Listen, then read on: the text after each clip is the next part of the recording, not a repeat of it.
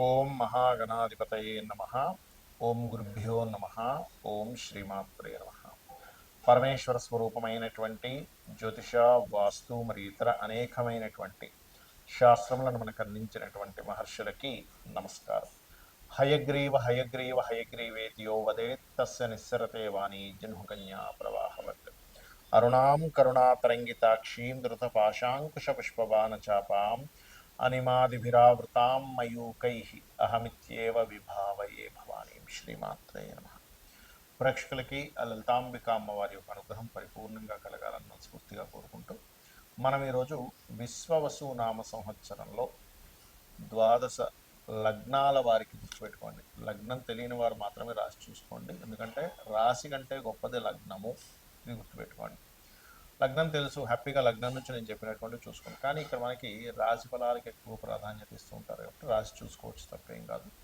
అయితే అందరికీ కూడా ఏంటంటే ఈ సంవత్సరం విశ్వవసునామ సంవత్సరం ఎలా ఉంటుంది, మనకి పంచాంగంలో చూసుకున్నట్లయితే ఆదాయము అంటే వాళ్ళకు వచ్చే ఇన్కమ్ ఎంత, వ్యయము ఖర్చు ఎంత అవుతుంది, అదేవిధంగా రాజపూజ్యము అంటే మనల్ని మెచ్చుకునే వాళ్ళ పరిస్థితి, మనకి రెస్పెక్ట్ఫుల్గా ఉండేటువంటి పరిస్థితులు ఎలా ఉన్నాయి, అదేవిధంగా అవమానము, మనం ఎక్కడైనా సరే కొన్ని తప్పిదాలు చేయడం వల్ల మనం ఎక్కడ డిసప్పాయింట్ అవుతాము, ఇబ్బంది పడతాము అనేటువంటి విషయాలు పంచాంగంలో ఇస్తారు.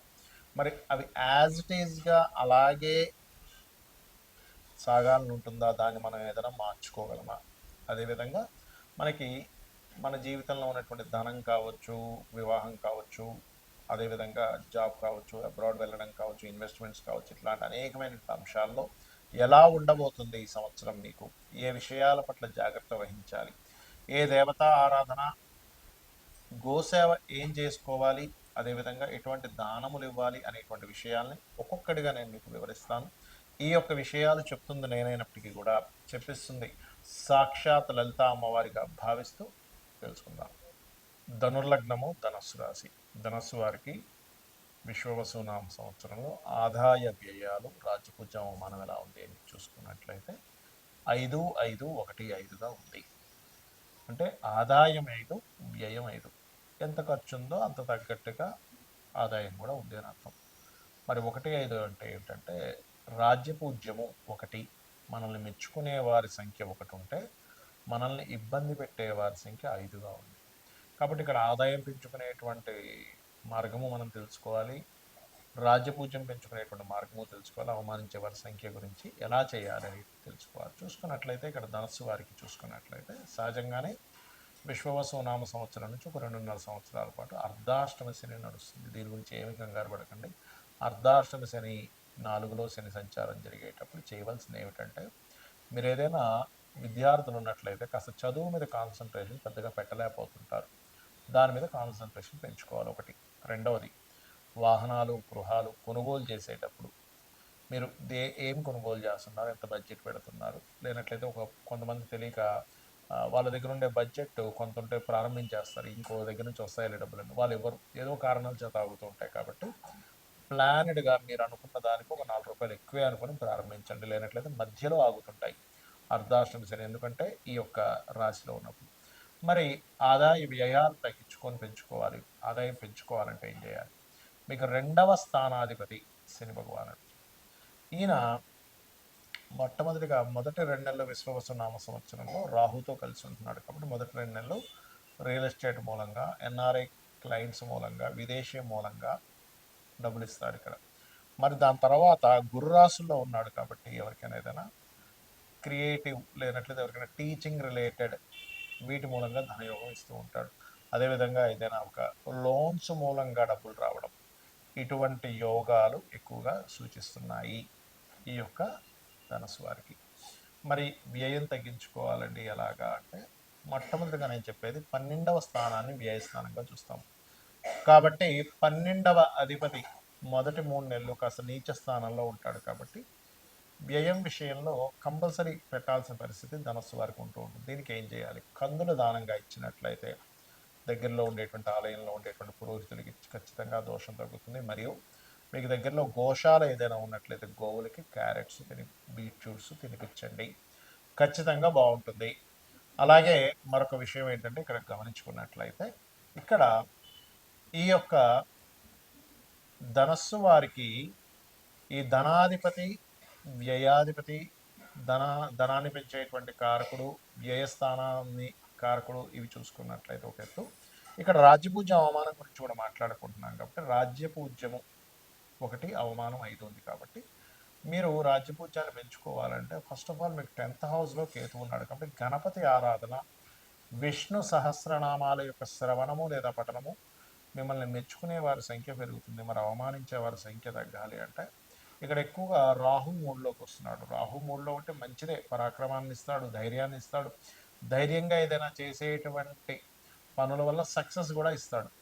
ఆన్లైన్లో చేసేటువంటి ఇంటర్వ్యూస్లో కూడా సక్సెస్ ఇస్తాడు. కాకపోతే ఇక్కడ ఏంటంటే ఈ గాసిప్స్ ఎట్లా ఉంటాయంటే ఎవరో ఎక్కడో ఏదో అన్నారట, అది ఎవరో తెలియదు, ఎందుకో తెలియదు, ఎవరన్నారో తెలియదు, అలాంటి గాసిప్స్ ద్వారా అవమానాలు వస్తుంటాయి. కాబట్టి దుర్గా ఆరాధన మీకు అవమానాన్ని తగ్గిస్తుంది, గుర్తుపెట్టుకోండి. ఇక మిగతా అంశాలు కనుక చూసుకున్నట్లయితే ఫైనాన్షియల్ గ్రోత్ పెరగాలి అంటే కాస్త అమ్మవారి ఆరాధన, దత్తాత్రేయుడు ఆరాధన చేసుకుని ఇందాక నేను చెప్పినట్టుగా creative related, teaching training related ద్వారా బాగుంది. అదేవిధంగా మొదటి 3 నెలలు విశ్వవసు నామ సంవత్సరం మొదటి 3 నెలలు సంతానం విషయంలోని ఫ్రెండ్స్, ప్రేమ వ్యవహారాల విషయంలో చాలా జాగ్రత్తగా ఉండండి. ఇక్కడ మీ యొక్క జీవిత భాగస్వామికి కూడా ఎప్పటి నుంచో ఉద్యోగం కోసం చేసే ప్రయత్నాలు మే తర్వాత నుంచి మీకు ఫలిస్తాయి. బికాస్ ఆఫ్ లగ్నాధిపతి సప్తమంలోకి వెళ్తున్నాడు. మే తర్వాత వివాహం కోసం ప్రయత్నం చేసేటువంటి వారికి కూడా బాగుంటుంది. ఎప్పటి నుంచో ఉద్యోగ సంబంధించిన విషయంలో కొంత విరక్తి భావన, ఈ జాబ్ మారిపోతాము ఏమిటి పరిస్థితి అనుకునేటువంటి వారికి మే తర్వాత రిలీఫ్ ఉంది విశ్వవసునామ సంవత్సరంలో. ఇక మీరు అర్ధాష్టమి శని ప్రభావం తగ్గడానికి మీకు దగ్గరలో ఆలయంలో నూనెని దారంగా ఇవ్వండి దీపారాధన కోసమని.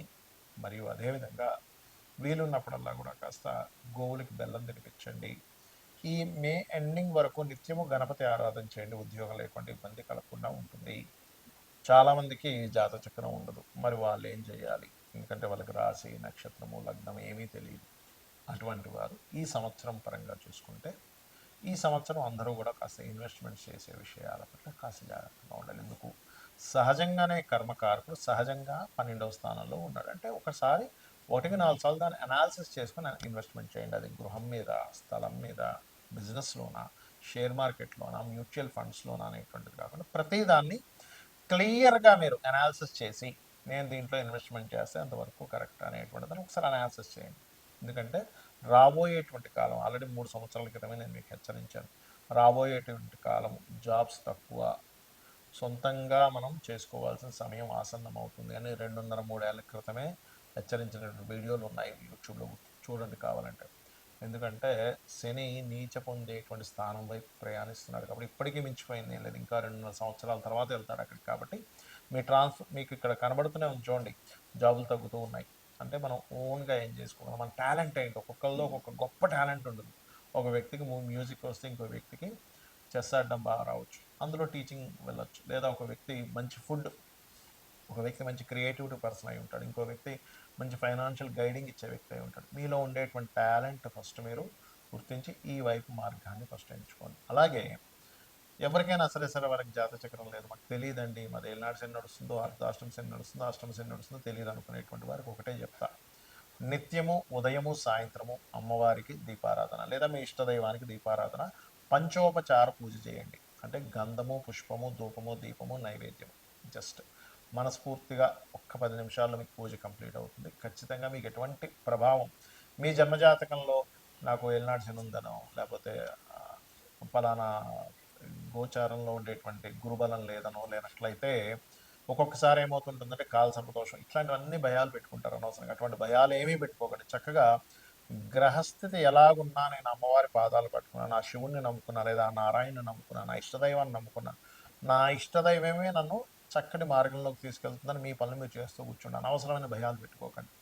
అలాగే ఇక్కడ ఒక చిన్న టిప్ ఇస్తాను, ఏంటంటే వాస్తుపరంగా ఎప్పుడు కూడా మీకు ధనాభివృద్ధి కలగాలి అంటే ఉత్తరంలో ఎటువంటి బాత్రూమ్స్, లెటర్న్స్ ఉండకూడదు. ఉత్తరంలో వైట్ కలర్ ఉండేలా చూసుకోండి. ఖచ్చితంగా మీకు 100% కూడా మీకు మీ యొక్క ఫైనాన్షియల్ గ్రోత్ పెరిగి తీరుతుంది. అలాగే ఆగ్నేయంలో కూడా వాటర్ లేకుండా కాస్త గ్రీన్ బల్బ్ ఉండేలా చూసుకోండి.